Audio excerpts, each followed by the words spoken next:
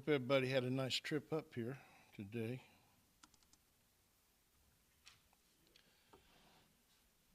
All right.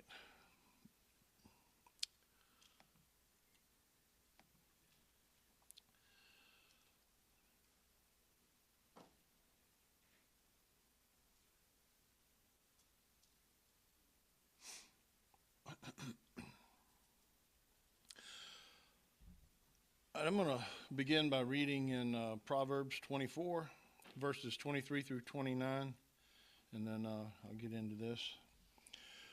It says, starting in 23, Proverbs 24, "These things also belong to the wise. It is not good to have respect of persons in judgment. He that saith unto the wicked, Thou art righteous, him shall the people curse. Nations shall abhor him. But to them that rebuke him shall be delight, and a good blessing shall come upon them. Every man shall kiss his lips that giveth a right answer. Prepare thy work without, and make it fit for thyself in the field, and afterwards build thine house. Be not a witness against thy neighbor without cause, and deceive not with thy lips. Say not, I will do so to him as he hath done to me. I will render to the man according to his work."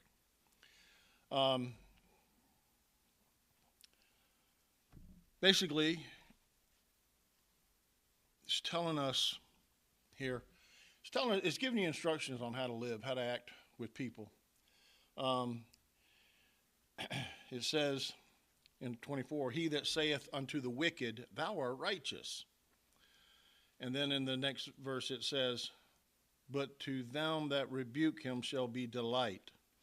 Now, some people would take this and go, well, yeah, you don't want to call the wicked righteous, but then they take that 25 verse and they'd go, so we got to rebuke them. We got to yell at them. We got to get on them. We got to tell them what is, you know?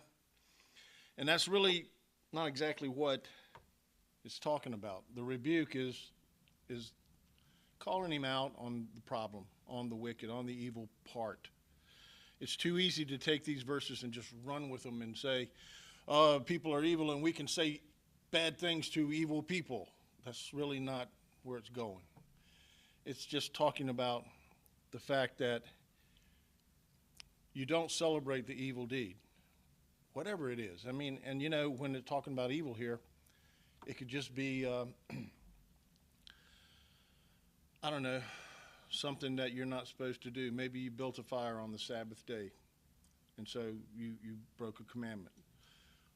Not the most evilest thing you can do, except that at that time God said, don't build a fire, don't kindle a fire. If you had a fire going, it's fine, but don't start one. There's a lot harder work to do that back then. I'm assuming is why that is. But then it goes on and it says, prepare your work without, and make it fit for thyself in the field, and afterwards build thine house. Basically, he's telling you, kind of do your own thing. Worry about you. Make sure you're right. Make sure you're good, and then live your life. He's saying there.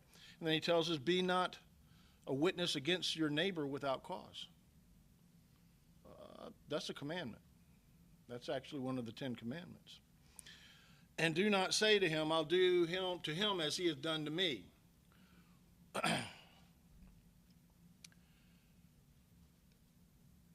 And that's one of those things everybody likes to bring up, because in the New Testament where it says an eye for an eye, and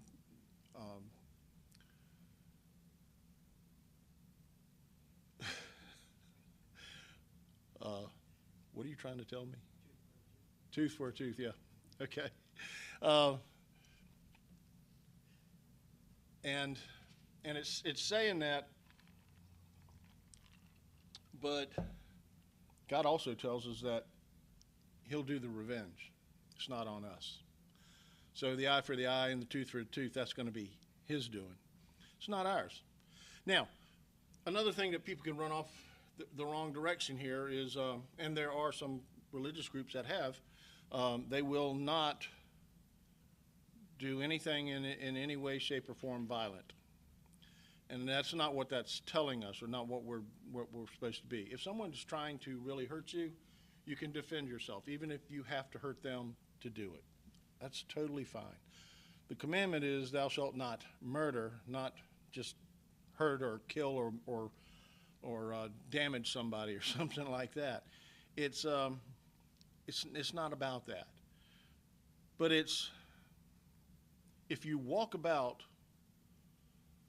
and you start thinking about, you're looking for someone you can smack down, someone you can talk down, someone you can hurt verbally or physically or something like that, then yeah, you're not a godly person. You're nowhere near it. I don't care how many times you say a prayer. You're wrong. That's just totally wrong.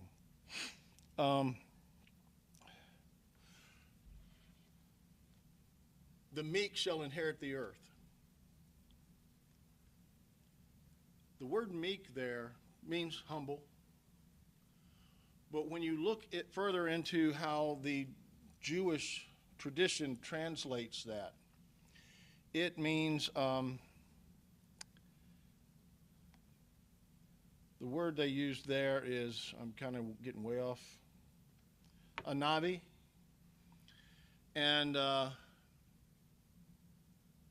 basically it means, their definition of being meek and humble is carrying a sword but leaving it in its sheath. That's the way that they look at it. You have the potential to do harm. You can hurt someone, but you do not do that. You choose to keep the weapon in its sheath. And that's the way that they look at it. And I'll tell you where I found that. Actually, I was watching a short clip of Jordan Peterson. I forget who he was talking to, but he was talking to somebody who would not be probably not into conservative views. So a little bit more, why violence and no guns and that kind of guy. And Jordan Peterson told him that in order for you to be nice and good, you have to be very dangerous. And the guy was like, what do you mean dangerous? He said, you have to have the ability to inflict pain. You have to have the ability to do harm. And but then you can choose not to do so, and that is when you become humble and meek, because you know not to do things that you know you can do. I don't know if that makes sense to y'all, but I thought it was a pretty good way of looking at things, because I lived most of my life doing that stuff, and I had the potential to inflict a lot of pain on people, and if the opportunity came up right, I could take their life. But I chose to work my job in a way that I pushed everything to the limit before it became physical, and I never had to shoot anybody. So that's a blessing. I don't look at that as a bad thing. 23 years carrying a gun every day, and never had to shoot anyone. So that kind of got us off track there, but I wanted to get that in because I think that's a pretty cool way of looking at it, and I think the way the Jews describe that ability, and that's what they're doing. Think about it. Who was it? Was it Peter or one of the other disciples that when they came and took Jesus, he pulls out his sword and chops the ear off of one of the guards? Peter? All right, why was, if he's traveling with Jesus and Jesus is such a simple, meek, mild, calm guy, no violence, why did Peter have a sword? Because they all probably had swords. Maybe Jesus didn't, but maybe he did. I don't know. But probably the disciples did. They had the ability to inflict pain, and but they didn't do that, except for that one moment, which became a lesson to us as we read it, and became a lesson to Peter that night and the other apostles that were there. And so we have this ability, but we don't exercise it, hurting people, doing things bad to people. Let me get kind of back over here. I've already talked about that, eye for an eye, tooth for a tooth.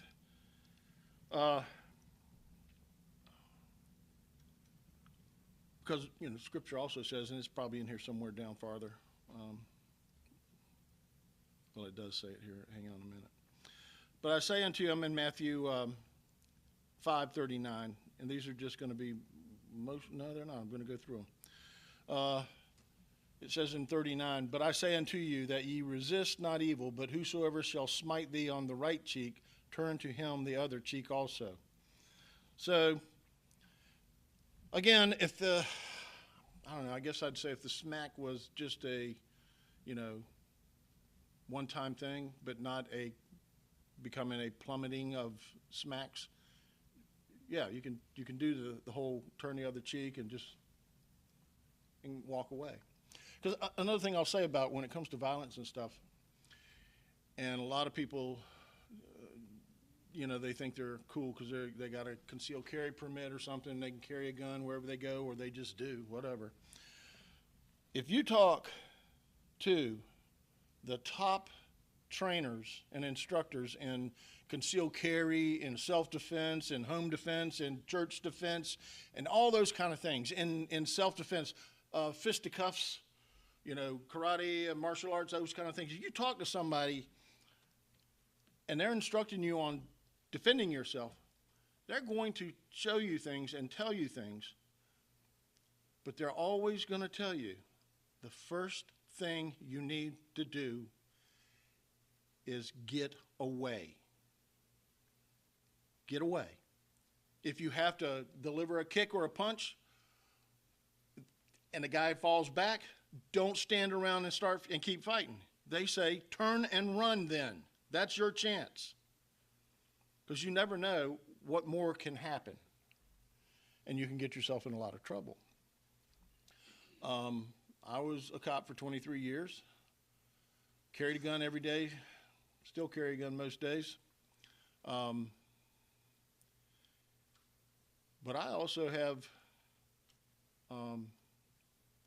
insurance on myself that if I were to shoot someone, I automatically have a lawyer and everything else I need to defend me. And I know the rules on shooting people. I know them very well. But in this world nowadays, you better make sure you're protected. I'll just say that about that. But the whole idea I'm trying to get you to think about here is in this physical stuff, and it's going to get away from this in a minute. But people say get away. They don't teach you to stand there and fight and keep fighting and win the fight. No. If you're attacked, do what you can, break away from them, and go. Run the other way. Do whatever. Don't stand around. In Matthew 5 and verse 40 it says, and if any man will sue you at law and take away your coat, let him also have your cloak. Give him more than he asked for. It's not just talking about clothing. And do it with a smile on your face. In 41 it says, and whosoever shall compel thee to go a mile, go with him too. Again, overachieve on what they want you to do, even if they're kind of making you do it. And again, this is not somebody at gunpoint or a knife trying to make you do something. It's just when you're forced into a position where you need to do something. Then do it and do a little bit extra. And again, do it with a smile on your face. 42, give to him that asked thee, and from him that would borrow of thee, turn not thou away. That's why I have no tools in my shed, because my sons keep borrowing them. And, but again, he's telling you how to act, how to be with these. 1 Thessalonians 5:15 says, see that none render evil for evil unto any man, but ever follow that which is good, both among yourselves and to all men. So, all of these are, again, rules to live by in your life. And basically, you could say they're commandments. Because when the Scripture tells us to do something, we should do it. And there is, I may refer to this a couple of times, but in James 4, in verse 17, therefore to him that knoweth to do good and doeth it not, to him it is sin. So there are things that do not, well, actually they will, and I'm going to get into that more here in a minute. They will deal with commandments. But there are things like what I just read, render evil to no one, or if you know to give extra when you've been sued and they took something, and you just give them a little bit more and be happy about it. You know, show them what kind of person you are, not what kind of person they are. That's the difference. But if you don't do these things that you know to be good, then you're sinning. So it kind of makes a lot of things sin. But it still kind of will get you right back to the Ten Commandments.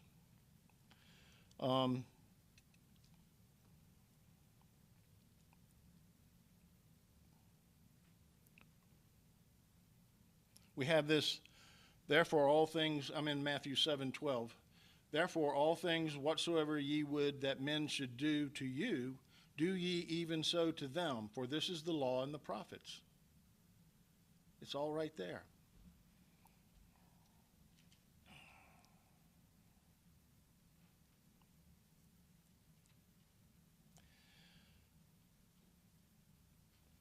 Last week, when I was talking, I read a lot of verses that talked about doing what he had said, doing what God had laid out for us to do. And being that saint, we were doers.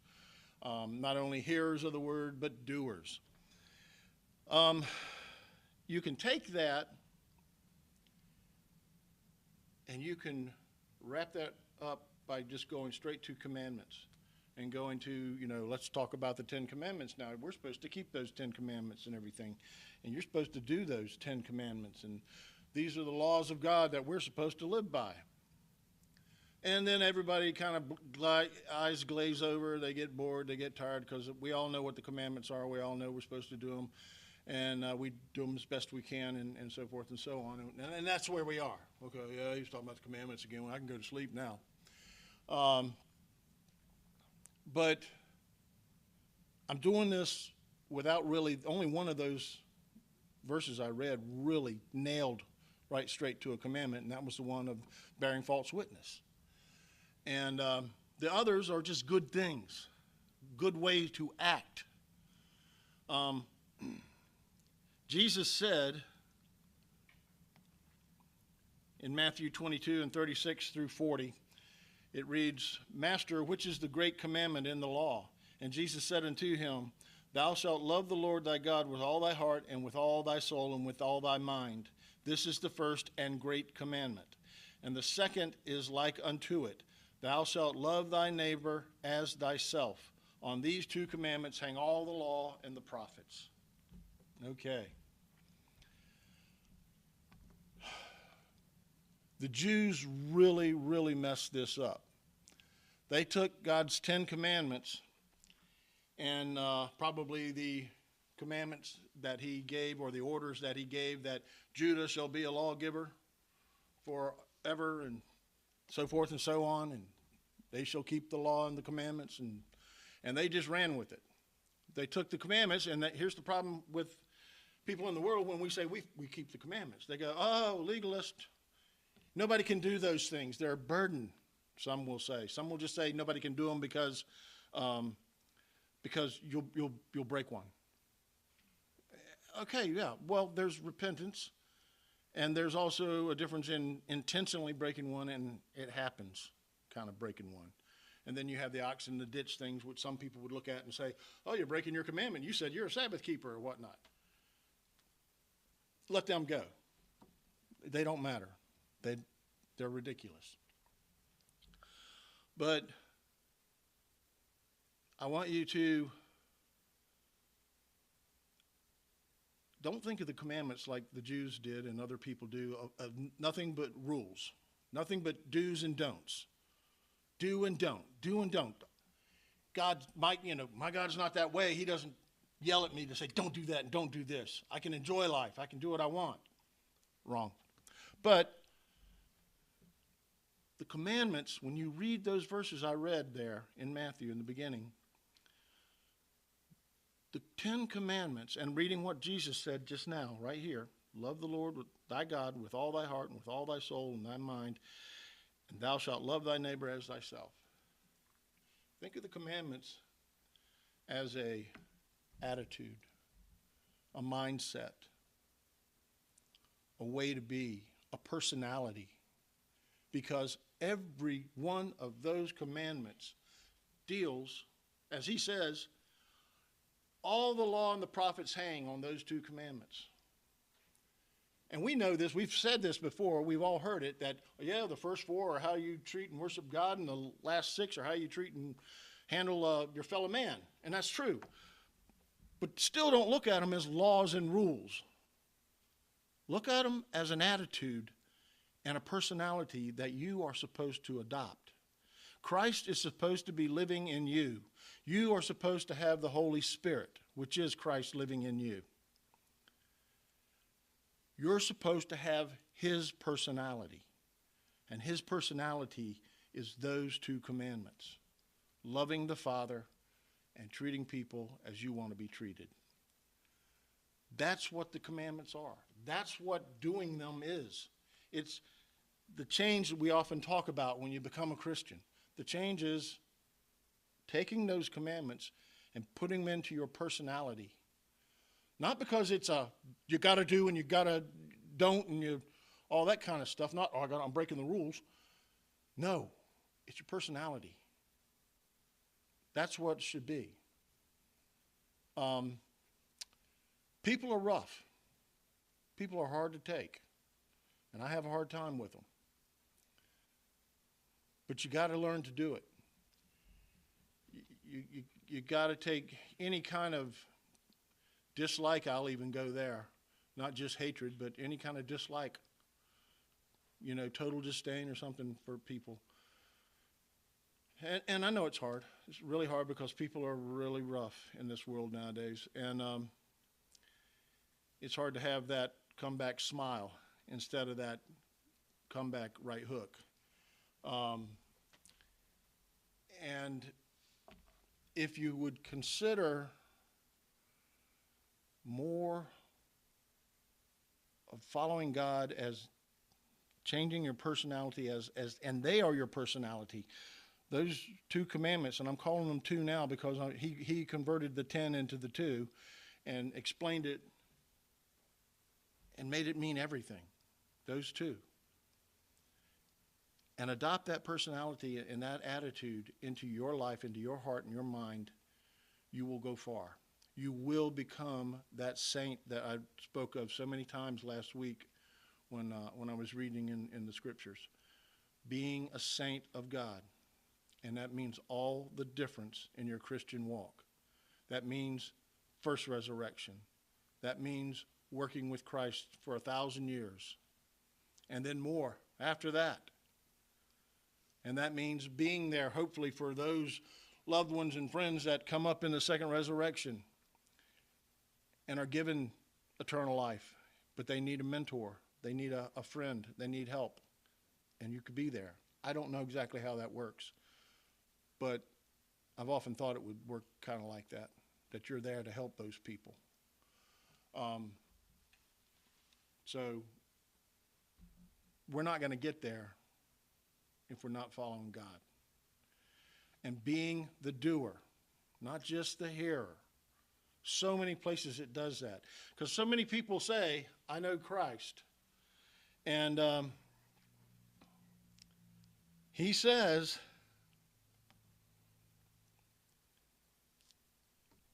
in 1 John 2:4, I know him and does not keep his commandments is a liar. And I just paraphrase that, is a liar. And the truth is not in him. So many people out there, that's what they're doing. And then they're breaking every commandment there is. and they don't mind it because they think they're forgiven, or they say they're forgiven, because they're told by false prophets that they're forgiven, and they can do what they want. It's not like that. If you know Christ, if you say you know him, you keep his commandments. And you don't look at them as laws and rules. You look at them as your attitude, your personality, your life, because that's what your life becomes. A person that loves God with everything, and a person that treats people like he wants or she wants to be treated. And it's as simple as that. And you live your life through what I was just reading earlier on up there, those things, doing things that people see. You know, people want, I don't know how to make my light shine and stuff like that. Well, you're doing it by your actions. And your actions speak, well, they say that. Your actions speak louder than words. And they do. A picture is worth 1,000 words. All these different little sayings that, talk about the fact that seeing something means more than just hearing it. Because you can say, I can say I got $1 million, but I don't. But you wouldn't know it because, I drive an old Subaru and an old Kia. And I live in an old farmhouse.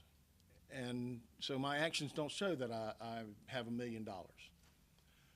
But I follow Christ, I follow God the Father, and my actions show it because I come to church on the Sabbath. I keep the holy days. I know y'all might find it hard to believe, but I do treat people like I want to be treated. People get in my car for me to give them an Uber ride, and I don't start yelling at them. I give them the old nice treatment, the smile and the hello and how's it going, and I hope you have a good day, and sometimes I throw in a God bless and stuff like that to them. But I don't always feel like doing that, because I'm human, and sometimes days are rough and slow. But I'm going to read in 1 Peter here real quick and then finish this up. I'm going to start in verse 12. It says, having your conversation honest among, it says Gentiles here, I'm going to say honest among the people, that whereas they speak against you as evildoers, they may by your good works, which they shall behold, glorify God in the day of visitation. And that's what they do. They speak harsh of us because we're not following God the way they do it on Sundays and holidays. But they also see what you do, and they listen to your words, and then eventually you run into one that says, we've never had a conversation about the Bible or about God or Jesus, but they just go, it comes up, and they go, I knew you were a Christian. I could just tell the way you carried yourself and the way you talked and spoke and treated people. That's a good thing to hear. That's what you want to hear. That's living the commandments. That's having them in your personality. Verse 13, it says, submit yourselves to every ordinance of man for the Lord's sake, whether it be to the king as supreme, or unto governors as to them that are sent by him for the punishment of evildoers and for the praise of them that do well. Live your life in your community, following the rules, being a good person. That's all part of this.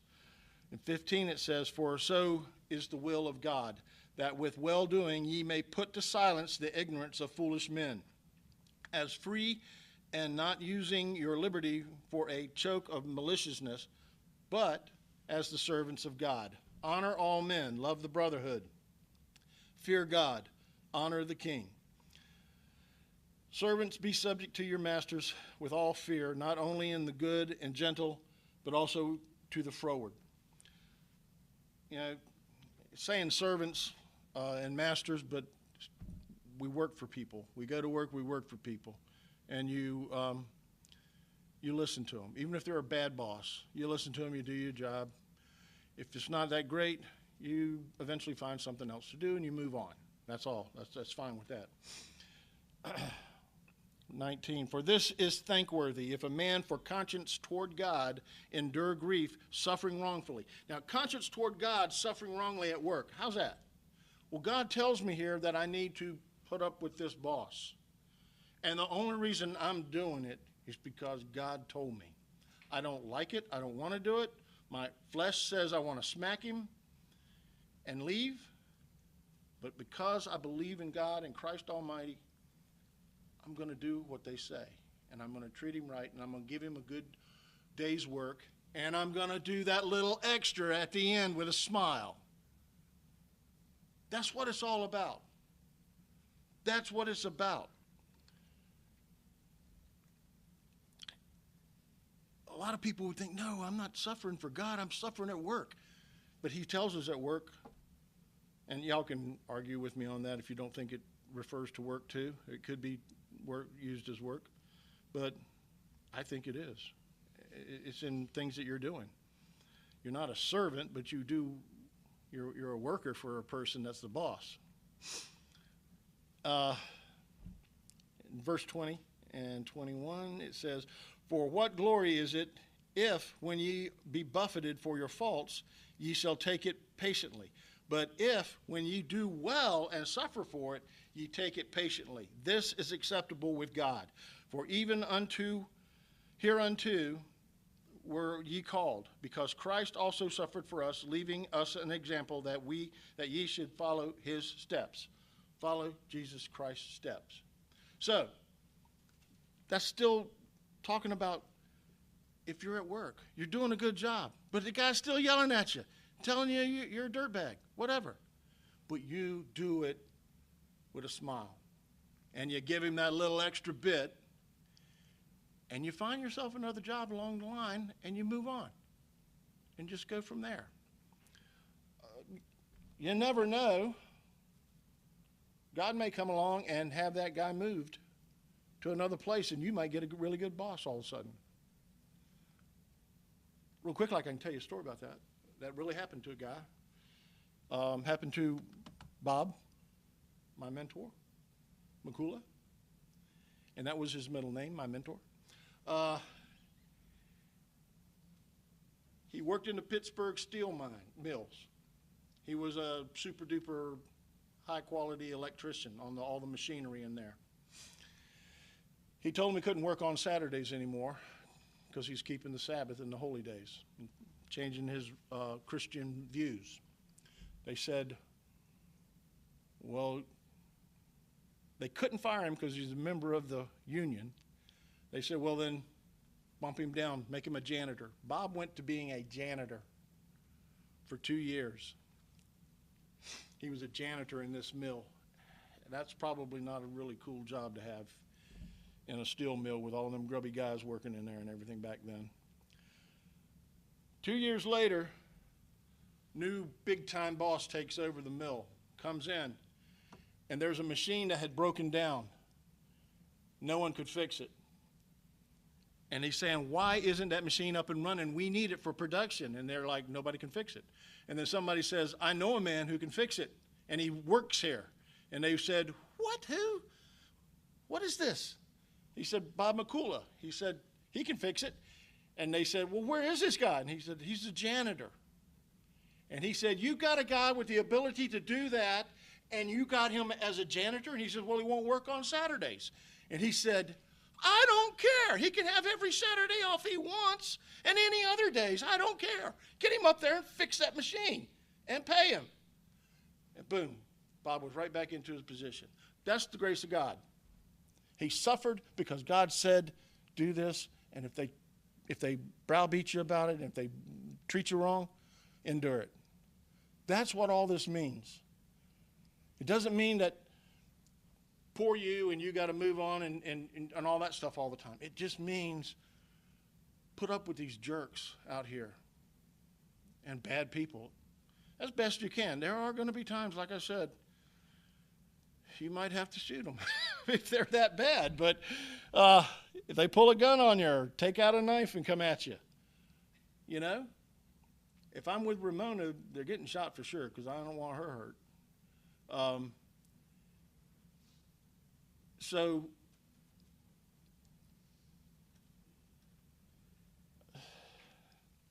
try and think of the commandments as an attitude and a personality that you want to have, and not as laws and rules and things to do or don't do.